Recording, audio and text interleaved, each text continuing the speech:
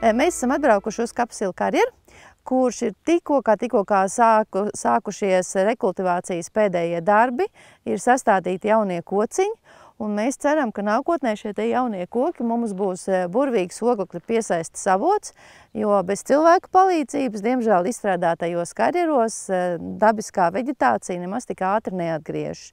Nu, lūk, un pateicoties sadarbībai ar Latvijas valsts mežiem oglekļa pētījuma programmā, šeit mēs esam stādījuši visu koku, kas aug Latvijā un kas aug ātri, un arī kas ir biežāk mežā sastopams. Nu, piemēram, pašā augšējā rindā mums ir skaisti smuki kārkli salikt, cerībā, ka viņi drīz salapos, nu, drīz tas ir pēc 2–3 gadiem, būs bitēm pavasarī ko ēst. Savukārt viņus pēc tam piesegs skaista papeļu rinda, un tālāk jau tad turpinās izmēģinājumi ar dažādiem meža kokiem, tā saucamajām ekonomiski vērtīgākajām koku sugām, kas ir priede, kas ir egle, kas ir bērs un melnāksnis.